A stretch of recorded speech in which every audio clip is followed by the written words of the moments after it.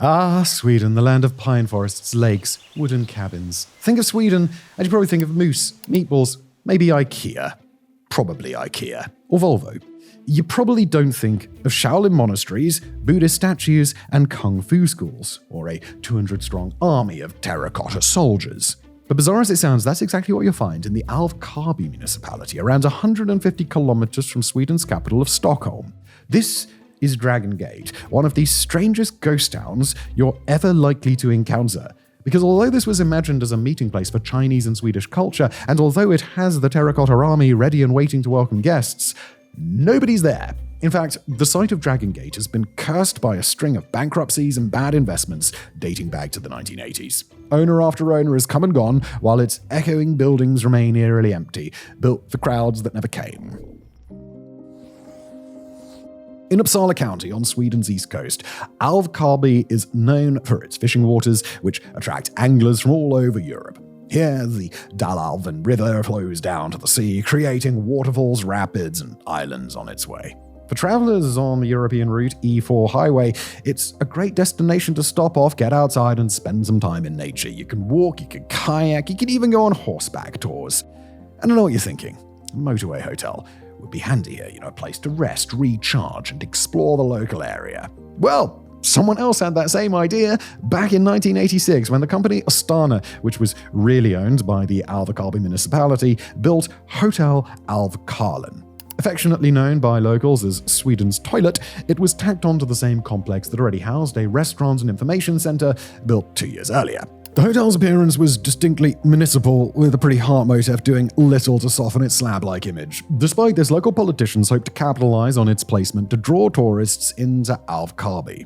In short, their plan wasn't a success. The hordes of motorists dreamed of by municipal planners never materialized. Worse still, the property company's CEO, Kjell Helgren, who also served as local councillor, became caught up in a scandal when it came out that it accepted a free trip to Budapest from the project's winning contractor.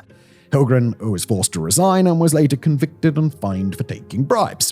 In 1988, just 2 years after its unveiling, Hotel Älvkarlen went bust. But that was just the opening act for this troubled site. Enter phase 2. In 1989, the hotel reopened, this time as a refugee center. 3 years later, in 1992, it was sold for 5 million Swedish kronor, around $500,000, to Erland Agren and Eriks Fries. They renamed the complex Checkpoint Dalarven as a nod to the nearby Dalarven River. And so it continued to 2004 when the site was sold to the Chinese investor Li Jingchun. He rebranded it Dragon Gate. Hailing from Zhejiang, businessman Li Jingchun grew his fortune selling mosquito repellent. With capital to spare, he set about making plans for a vast east-meets-west stronghold on the Älvkarleby site. This included completely reimagining the hotel in the style of a Chinese temple, with 56 rooms, a restaurant, museum, and a gift shop.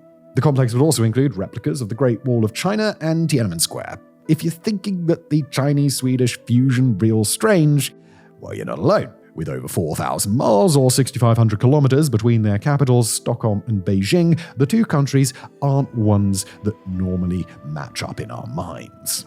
Yet this approach was devised to echo some apparently historic touchpoints between Chinese and Swedish cultures. A Dragon Gate website pointed to several meetings between the countries, from early forays made by the Swedish East India Company in the 1730s to expeditions led by the Swedish archaeologist Johan Gunnar Andersson in the 1920s. These links became the premise for what followed. That original Dragon Gate website, which is still live, states, quote, "The man behind the Dragon Gate building, Mr. Lee, aims to create a cultural bridge between Sweden and China at the dawn of the 21st century. Visit us and be a part of this." End quote. The cultural bridge Dragon Gate boasted included sizable Chinese statues and architectural elements. We've mentioned the terracotta army and the Great Wall already, but to that list, we can add a giant statue of the Buddhist Saint Kuan Yin, 2 lion statues representing yin and yang, and even plans to import a real panda. Even the name, Dragon Gate, was rich in symbology. In Chinese mythology, the Dragon Gate, or Longmen, is found at the top of a legendary mountain waterfall. For carp swimming upstream, it's the final gate that must be leaped to transform into a powerful dragon. For Chinese students in particular, the idiom is used to encourage wealth and success through dedication and perseverance. While the complex would be open to welcome tourists, the main aim was to use Dragon Gate as an actual gateway of sorts. It would be a place for European businesses to be tempted across to China and a base for Chinese businesses looking to set up operations in Europe. Both would in theory find that much sought-after success through Dragon Gate. Jingchun's unique concept also included the prominent inclusion of Chinese staff in all departments, keeping knowledge of Chinese culture close at hand. At the same time, there would be others with expertise in Swedish culture to solidify the sense of union. In a neat link with the past, former owner Erland Agren became Dragon Gate's first CEO. In a 2007 interview for the Gefle Dagblad newspaper, hosted over a lunch that included fermented eggs, Jingchun waxed lyrical about his vision. He was, his interviewer Kirsten Monk wrote, absolutely convinced that it is destiny to build Dragon Gate in Älvkarleby. He is equally convinced that it will be a great success for the region, for Sweden, for relations with China, and not least, for himself. End quote. Jingchun comes across as an emphatically work-driven man with a strong belief in Dragon Gate's value and potential.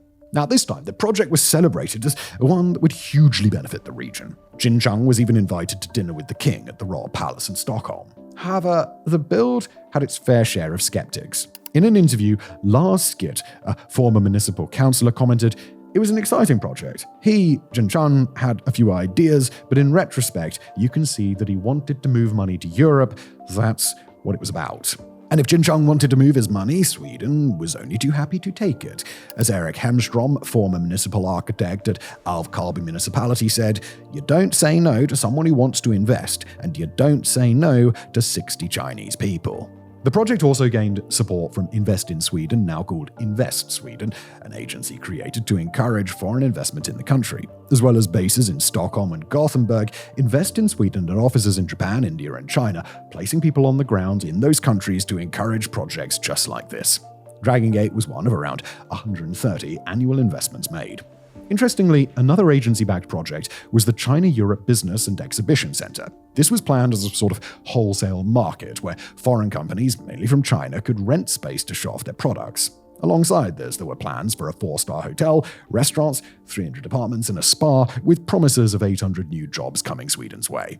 But this was another project doomed to failure. The center hit a number of controversies over claims it was luring Chinese businessmen to Sweden with the promise of residence permits and social benefits. There were also investigations into the treatment of Chinese construction workers and concerns over safety violations.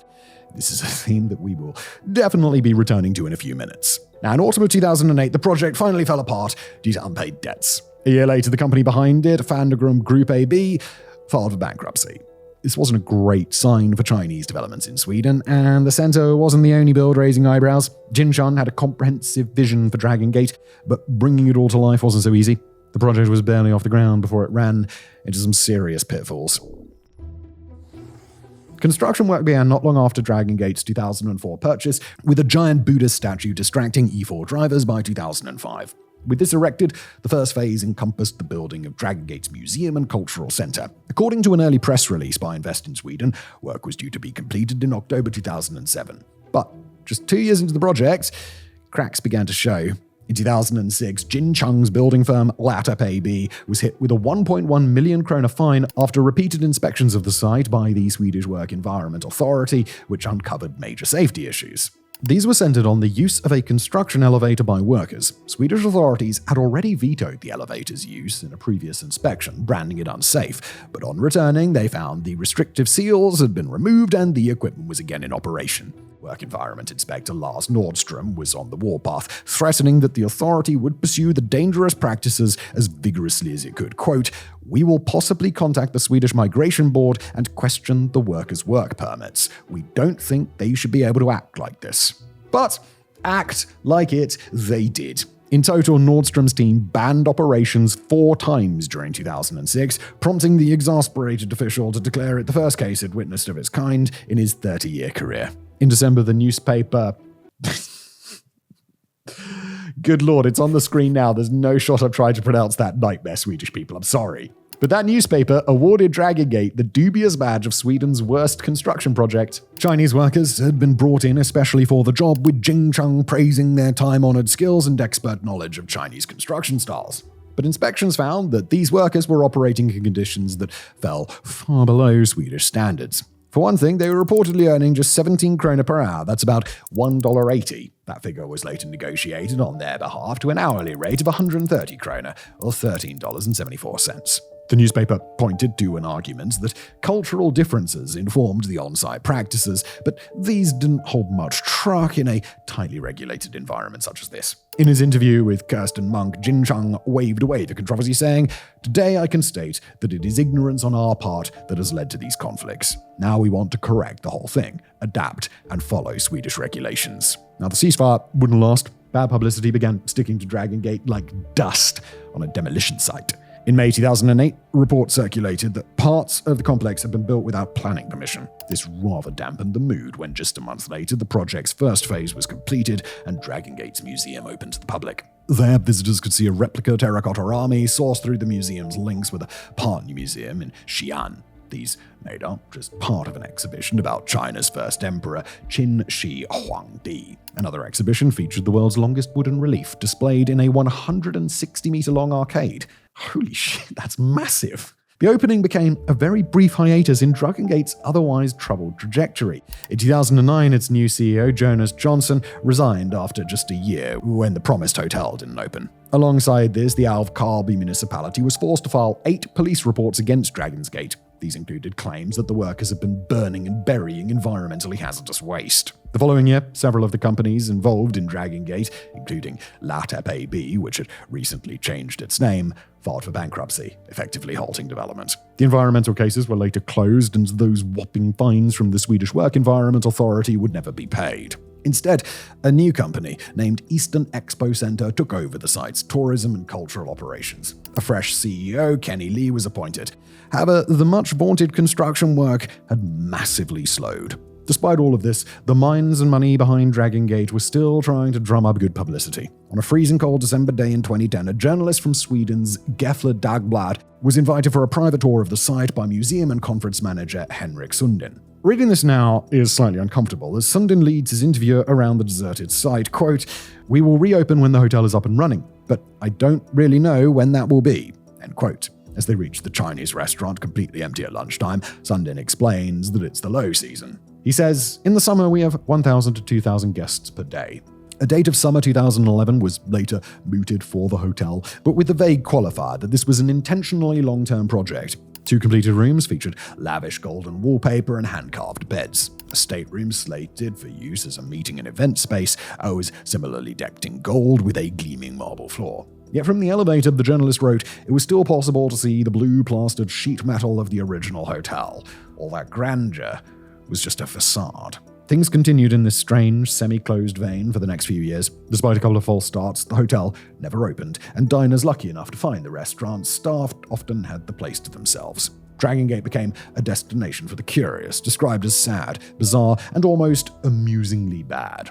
Not much to show for a 250 million kroner, or $26.5 million investment.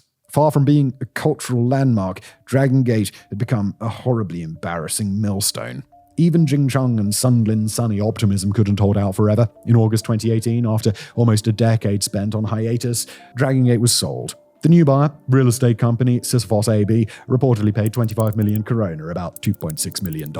It was a huge loss for Jingchun, but even with this relatively small outlay, Sisyphos couldn't make Dragon Gate pay its way. In the late 2010s, the venue was used for conferences and occasional events, including a techno music festival. While the new owners decided what to do with the site, they set about selling off the weird and wonderful merchandise that had been left behind. A warehouse was found to contain around 1 million items, including toothbrushes, slippers, lamps, and t-shirts, which were all set up in a temporary shop. Clearly, Sisyphos didn't sell enough toothbrushes, though. Dragon Gate continued in the same underwhelming vein for another 6 years, with things winding down even further with the arrival of COVID. The hotel and restaurant occasionally opened, but daytime visitors again found it an eerily empty place. The blog writer Explore Sweden with Alex dryly observed, "Only the gas station feels alive." In June 2024, the whole site went back up for sale. Sisyphos put Dragon Gate on the market with a starting price of 40 million krona, about $4.2 million. Announcing the sale, co-owner Thomas Sarnason quipped, "We need someone who is as crazy as we were." And it seems they found them. Just 5 months later, the site changed hands again, although the eventual sale price is private. The new owner, Slot and Properties, is owned by Lars Gunnar Andersson and Ted Rundqvist, who also own other developments in Uppsala. Under their umbrella, Dragon Gate is being reimagined as less of a Chinese cultural destination and more of an upmarket rest stop for weary travelers. As we're making this video in September 2025, work is still ongoing, but the new Dragon Gate website gives a flavor of what's coming up. Now, the focus seems to be on practical needs, rest, commerce, services. With 15 hectares of land at their disposal, that is a lot of potential services. Drawing crowds from the estimated 30,000 vehicles passing Dragon Gate every day, refueling is high on the list of priorities. The new complex will have 24-hour fuel stations and electric car charging points, as well as an Italian gelato shop, which is nice. It's hard to know exactly how the development's Chinese architecture and embellishments will be incorporated into this new vision. Under the headline, "All Roads Lead Here," marketing materials describe the original Dragon Gate as ahead of its time. Quote, "We are breathing new life into a place that has already captivated thousands of passers-by, yet until now has only whispered the beginning of its story." End quote.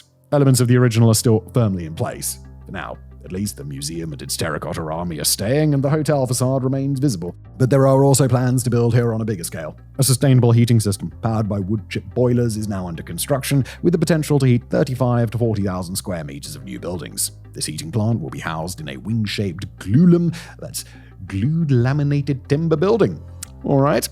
Set for completion in spring 2026, the structure will also feature a vehicle hall, likely to be for caravan and motorhome sales. Arslauten also hopes to find other commercial partners keen to develop their own businesses on the site, stating that there's strong interest already. Quoting them, "We are in a very good dialogue with Älvkarleby municipality for the entire area. The common interest is to get the area up and running, where business opportunities and jobs will be created in the long term." End quote. After 20 years as a static roadside oddity, it seems that Dragon Gate might at last be on the move. The eventual outcome is likely to be a far cry from Li Jingchun's original plans for the site, but if the latest round of vision boards and sales copy is to be believed, Älvkarleby could finally have a rest stop that drivers actually stop at. Which is a novel idea, isn't it? Thanks for watching.